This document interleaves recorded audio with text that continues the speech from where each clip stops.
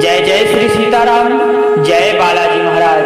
प्रेम से बोलो भक्तों, सियावर रामचंद्र की जय, पवन पुत्र हनुमान की जय। प्यारे भक्तों, आज हम आपको एक ऐसा सर्वशक्तिशाली मंत्र सुनाने जा रहे हैं जिसे सुनकर लाखों लोगों की किस्मत चमकी है। यह मंत्र 100% आजमाया हुआ है और तो और आप इस मंत्र को पूरा सुनकर खुद प्रैक्टिकल करके देख सकते हैं। यह मंत्र आपके जीवन में चमत्कार अवश्य करेगा। अगर आप भी अपने जीवन में समस्त संकटों से मुक्ति पाना चाहते हैं, आपका जीवन कष्टों से भरा है, तो इस पंचमुखी हनुमान मंत्र का नियमित 108 बार श्रवण अवश्य करें। यह मंत्र सुनते ही आपके जीवन से सारे दुख दूर हो जाएंगे। यह सर्वशक्तिशाली मंत्र इतना प्रभावशाली है कि इसका प्रभाव पहले ही दिन से देखने को मिलता है। यदि आप अपने जीवन से बहुत ज्यादा परेशान हैं, आपके जीवन में कष्ट बहुत ज्यादा है, दिन प्रतिदिन परेशानियां बढ़ती जा रही है, तो आप इस मंत्र का जाप पूरा 108 बार जरूर करें। प्यारे भक्तों, आपको बता दें, यदि आप किसी कारणवश इस मंत्र का जाप नहीं कर पाते हैं, तो आप अपने मोबाइल फोन में लगाकर 108 बार इस मंत्र को जरूर सुनें। यदि आप ऐसा भी कर लेते हैं तो आपको उसी लाभ की प्राप्ति होगा जो मंत्र का जाप करने से मिलता है। तो प्यारे भक्तों, अगर आप भी अपने जीवन से सभी दुख संकटों से छुटकारा पाना चाहते हैं, तो इस मंत्र का जाप पूरा 108 बार जरूर करें। आइए इस महाबलशाली मंत्र का जाप शुरू करते हैं। लेकिन उससे पहले अगर आप भी चाहते हैं कि बालाजी महाराज की कृपा आप पर हमेशा के लिए बनी रहे, तो दिल से एक लाइक इस वीडियो को अवश्य करें और कमेंट बॉक्स में जय श्री राम, जय हनुमान जी महाराज लिखकर अपनी हाजिरी लगाना बिल्कुल भी ना भूलें। आइए इस महाबलशाली मंत्र का जाप शुरू करते हैं। ओम नमो हनुमते रुद्रावताराय पच्चवदनाय पश्चिम मुखे गरुड़ाय सकल विघ्न निवारणाय रामदूताय स्वाहा। ओम नमो हनुमते रुद्रावताराय पच्चवदनाय पश्चिम मुखे गरुड़ाय सकल विघ्न निवारणाय रामदूताय स्वाहा। ओम नमो हनुमते रुद्रावताराय पच्चवदनाय पश्चिम मुखे गरुड़ाय सकल विघ्न निवारणाय रामदूताय स्वाहा। ओम नमो हनुमते रुद्रावताराय पच्चवदनाय पश्चिम मुखे गरुड़ाय सकल विघ्न निवारणाय रामदूताय स्वाहा। ओम नमो हनुमते रुद्रावताराय पच्चवदनाय पश्चिम मुखे गरुड़ाय सकल विघ्न निवारणाय रामदूताय स्वाहा। ओम नमो हनुमते रुद्रावताराय पच्चवदनाय पश्चिम मुखे गरुड़ाय सकल विघ्न निवारणाय रामदूताय स्वाहा। ओम नमो हनुमते रुद्रावताराय पच्चवदनाय पश्चिम मुखे गरुड़ाय सकल विघ्न निवारणाय रामदूताय स्वाहा। ओम नमो हनुमते रुद्रावताराय पच्चवदनाय पश्चिम मुखे गरुड़ाय सकल विघ्न निवारणाय रामदूताय स्वाहा। ओम नमो हनुमते रुद्रावताराय पच्चवदनाय पश्चिममुखे गरुडाय सकल विघ्न निवारणाय रामदूताय स्वाहा। ओम नमो हनुमते रुद्रावताराय पच्चवदनाय पश्चिममुखे गरुडाय सकल विघ्न निवारणाय रामदूताय स्वाहा। ओम नमो हनुमते रुद्रावताराय पच्चवदनाय पश्चिममुखे गरुडाय सकल विघ्न निवारणाय रामदूताय स्वाहा।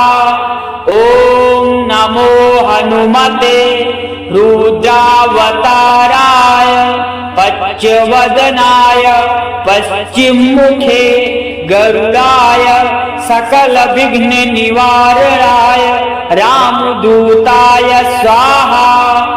ओम नमो हनुमते रुद्रावताराय पच्चवदनाय पश्चिममुखे गरुडाय सकल विघ्न निवारणाय रामदूताय स्वाहा।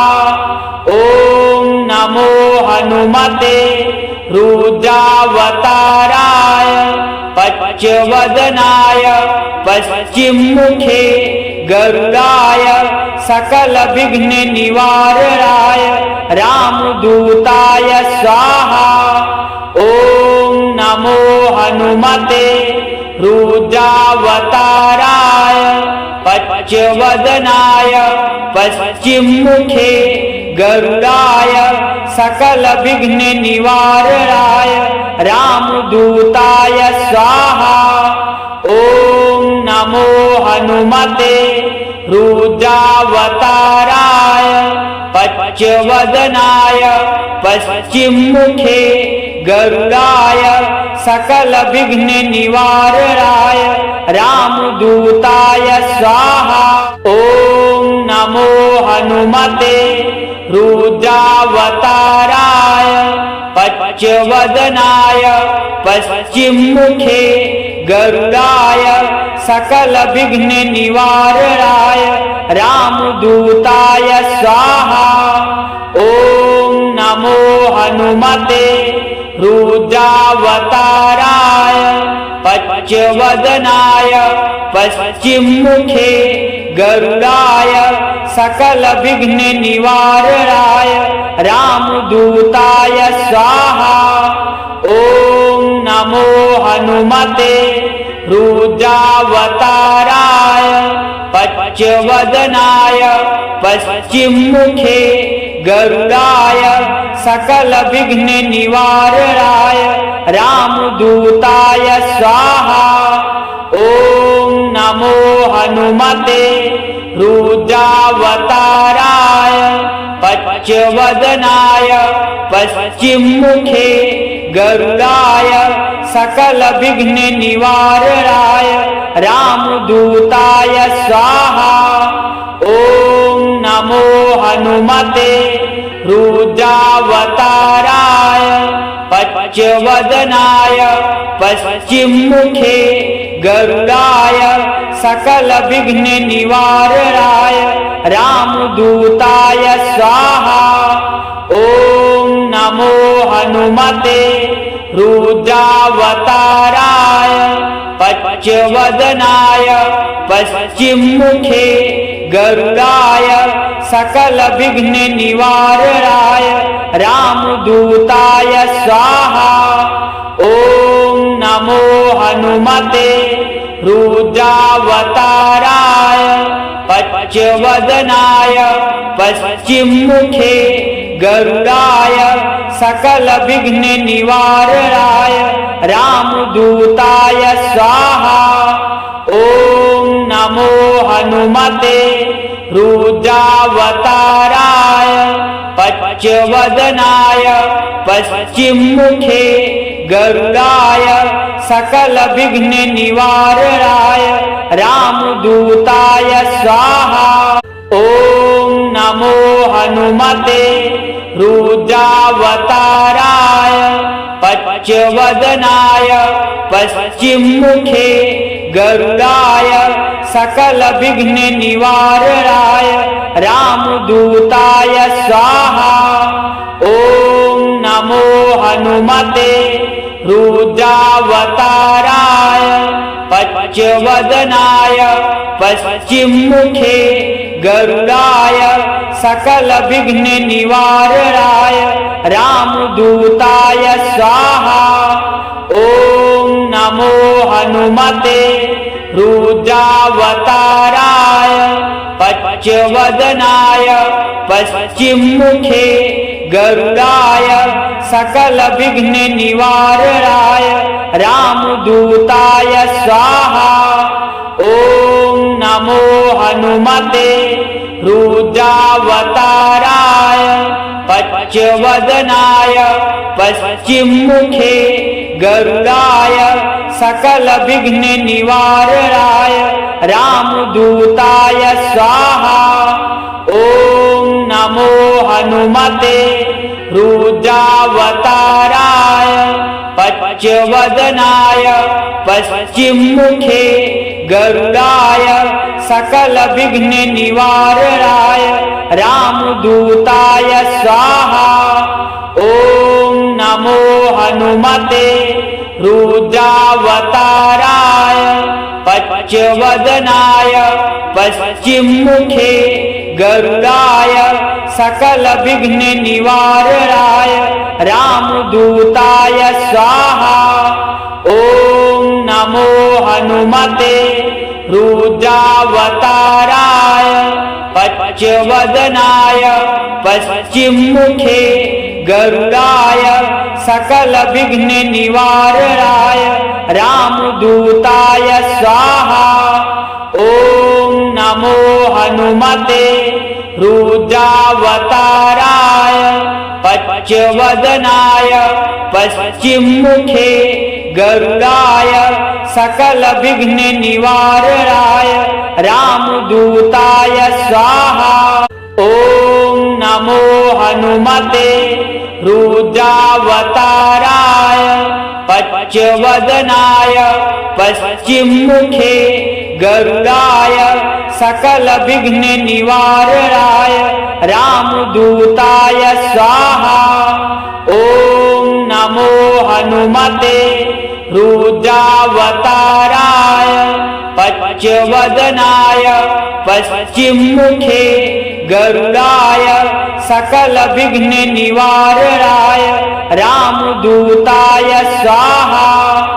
ओम नमो हनुमते रुद्रावताराय पच्चवदनाय पश्चिममुखे गरुडाय सकल विघ्न निवारणाय रामदूताय स्वाहा।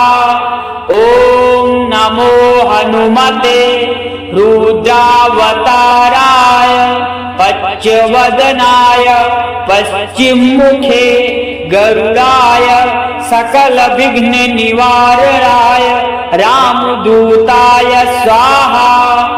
ओम नमो हनुमते रुद्रावताराय पच्चवदनाय पश्चिममुखे गरुडाय सकल विघ्न निवारणाय रामदूताय स्वाहा।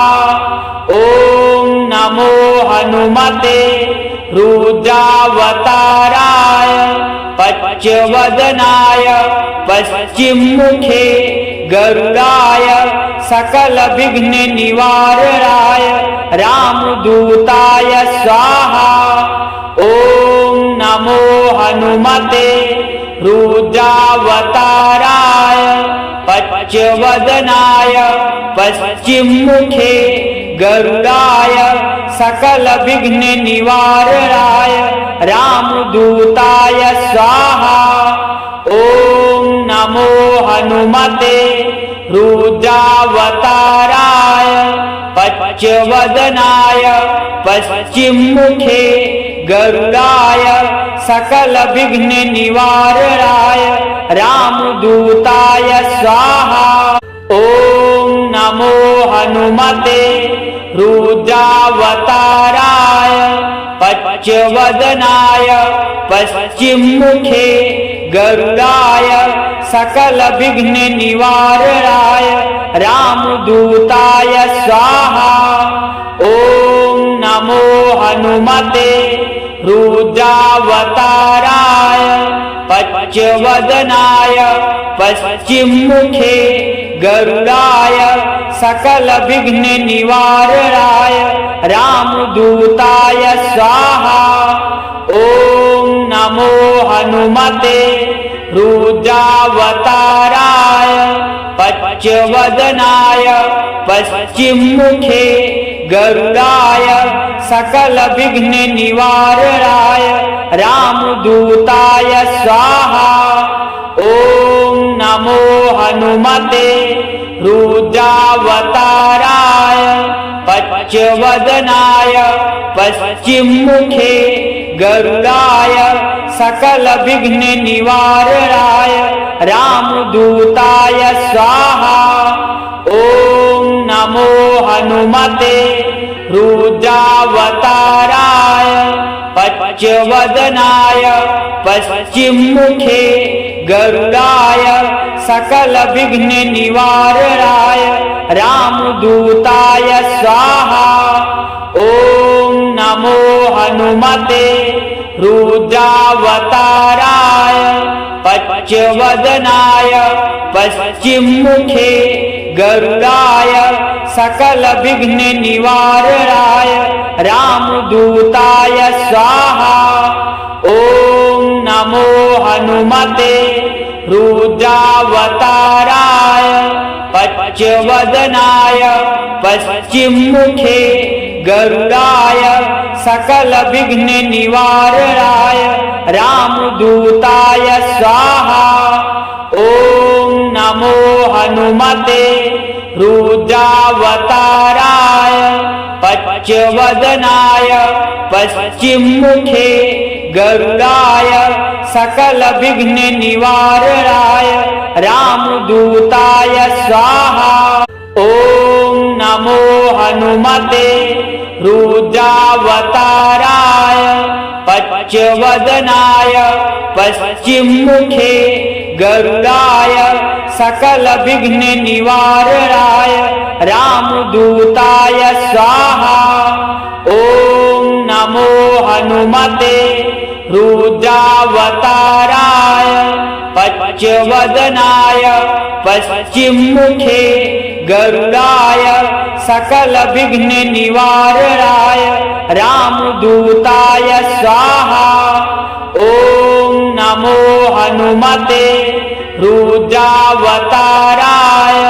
पच्यवदनाय पश्चिममुखे गरुडाय सकल विघ्न निवारणाय रामदूताय स्वाहा।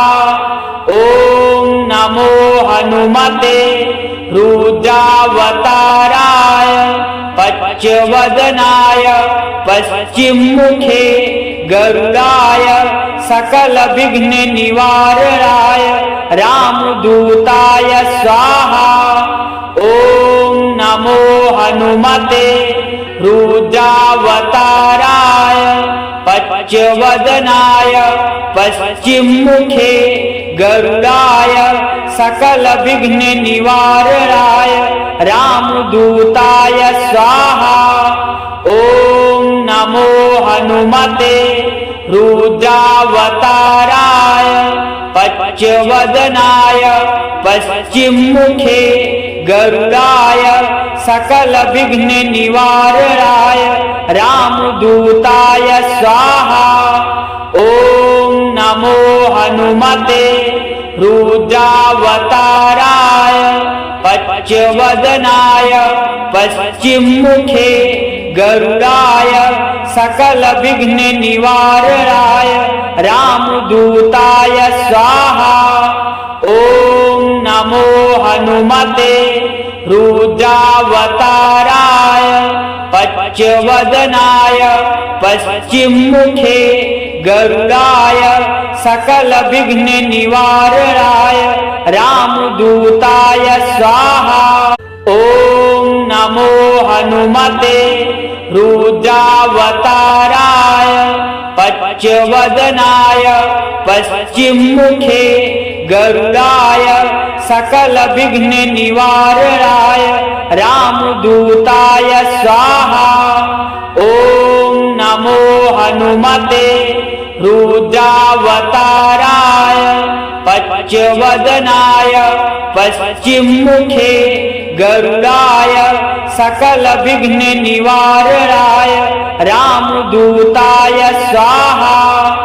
ओम नमो हनुमते रुद्रावताराय पच्चवदनाय पश्चिममुखे गरुडाय सकल विघ्न निवारणाय रामदूताय स्वाहा। ओम नमो हनुमते रुद्रावताराय पच्चवदनाय पश्चिममुखे गरुडाय सकल विघ्न निवारणाय रामदूताय स्वाहा। ओम नमो हनुमते रुद्रावताराय पच्चवदनाय पश्चिममुखे गरुडाय सकल विघ्न निवारणाय रामदूताय स्वाहा। ओम नमो हनुमते रुद्रावताराय पच्चवदनाय पश्चिममुखे गरुडाय सकल विघ्न निवारणाय रामदूताय स्वाहा। ओम नमो हनुमते रुद्रावताराय पच्चवदनाय पश्चिममुखे गरुडाय सकल विघ्न निवारणाय रामदूताय स्वाहा। ओम नमो हनुमते रुद्रावताराय पच्चवदनाय पश्चिममुखे गरुडाय सकल विघ्न निवारणाय रामदूताय स्वाहा। ओम नमो हनुमते रुद्रावताराय पच्चवदनाय पश्चिममुखे गरुडाय सकल विघ्न निवारणाय रामदूताय स्वाहा। ओम नमो हनुमते रुद्रावताराय पच्चवदनाय पश्चिममुखे गरुडाय सकल विघ्न निवारणाय रामदूताय स्वाहा।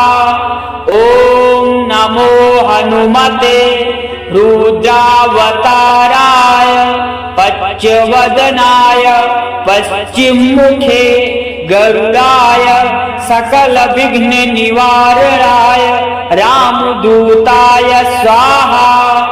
ओम नमो हनुमते रुद्रावताराय पच्चवदनाय पश्चिममुखे गरुडाय सकल विघ्न निवारणाय रामदूताय स्वाहा। ओम नमो हनुमते रुद्रावताराय पच्चवदनाय पश्चिममुखे गरुडाय सकल विघ्न निवारणाय रामदूताय स्वाहा। ओम नमो हनुमते रुद्रावताराय पच्चवदनाय पश्चिममुखे गरुडाय सकल विघ्न निवारणाय रामदूताय स्वाहा। ओम नमो हनुमते रुद्रावताराय पच्चवदनाय पश्चिममुखे गरुडाय सकल विघ्न निवारणाय रामदूताय स्वाहा। ॐ नमो हनुमते रुद्रावताराय पच्चवदनाय पश्चिममुखे गरुडाय सकल विघ्न निवारणाय रामदूताय स्वाहा। ॐ नमो हनुमते रुद्रावताराय पच्चवदनाय पश्चिममुखे गरुडाय सकल विघ्न निवारणाय रामदूताय स्वाहा। ॐ नमो हनुमते रुद्रावताराय पच्चवदनाय पश्चिममुखे गरुडाय सकल विघ्न निवारणाय रामदूताय स्वाहा। ॐ नमो हनुमते रुद्रावताराय पच्चवदनाय पश्चिममुखे गरुडाय सकल विघ्न निवारणाय रामदूताय स्वाहा। ॐ नमो हनुमते रुद्रावताराय पच्चवदनाय पश्चिममुखे गरुडाय सकल विघ्न निवारणाय रामदूताय स्वाहा। ॐ नमो हनुमते रुद्रावताराय पच्चवदनाय पश्चिममुखे गरुडाय सकल विघ्न निवारणाय रामदूताय स्वाहा। ॐ नमो हनुमते रुद्रावताराय पच्चवदनाय पश्चिममुखे गरुडाय सकल विघ्न निवारणाय रामदूताय स्वाहा। ॐ नमो हनुमते रुद्रावताराय पच्चवदनाय पश्चिममुखे गरुडाय सकल विघ्न निवारणाय रामदूताय स्वाहा। ॐ नमो हनुमते रुद्रावताराय पच्चवदनाय पश्चिममुखे गरुडाय सकल विघ्न निवारणाय रामदूताय स्वाहा। ॐ नमो हनुमते रुद्रावताराय पच्चवदनाय पश्चिममुखे गरुडाय सकल विघ्न निवारणाय रामदूताय स्वाहा। ॐ नमो हनुमते रुद्रावताराय पच्चवदनाय पश्चिममुखे गरुडाय सकल विघ्न निवारणाय रामदूताय स्वाहा। ॐ नमो हनुमते रुद्रावताराय पच्चवदनाय पश्चिममुखे गरुडाय सकल विघ्न निवारणाय रामदूताय स्वाहा। ॐ नमो हनुमते रुद्रावताराय पच्चवदनाय पश्चिममुखे गरुडाय सकल विघ्न निवारणाय रामदूताय स्वाहा। ॐ नमो हनुमते रुद्रावताराय पच्चवदनाय पश्चिममुखे गरुडाय सकल विघ्न निवारणाय रामदूताय स्वाहा।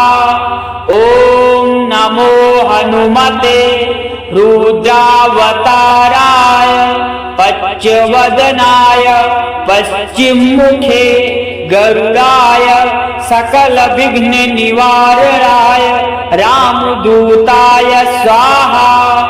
ॐ नमो हनुमते रुद्रावताराय पच्यवदनाय पश्चिममुखे गरुडाय सकल विघ्न निवारणाय रामदूताय स्वाहा।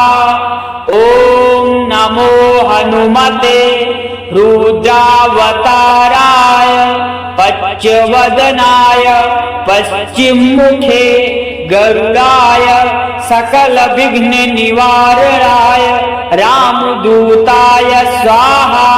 ओम नमो हनुमते रुद्रावताराय पच्यवदनाय पश्चिममुखे गरुडाय सकल विघ्न निवारणाय रामदूताय स्वाहा। ओम नमो हनुमते रुद्रावताराय पच्यवदनाय पश्चिममुखे गरुडाय सकल विघ्न निवारणाय रामदूताय स्वाहा। ओम नमो हनुमते रुद्रावताराय पच्यवदनाय पश्चिममुखे गरुडाय सकल विघ्न निवारणाय रामदूताय स्वाहा। ओम नमो हनुमते रुद्रावताराय पच्यवदनाय पश्चिममुखे गरुडाय सकल विघ्न निवारणाय रामदूताय स्वाहा। ओम नमो हनुमते रुद्रावताराय पच्यवदनाय पश्चिममुखे गरुडाय सकल विघ्न निवारणाय रामदूताय स्वाहा। ओम नमो हनुमते रुद्रावताराय पच्यवदनाय पश्चिममुखे गरुडाय सकल विघ्न निवारणाय रामदूताय स्वाहा। ओम नमो हनुमते रुद्रावताराय पच्यवदनाय पश्चिममुखे गरुडाय सकल विघ्न निवारणाय रामदूताय स्वाहा। ओम नमो हनुमते रुद्रावताराय पच्यवदनाय पश्चिममुखे गरुडाय सकल विघ्न निवारणाय रामदूताय स्वाहा।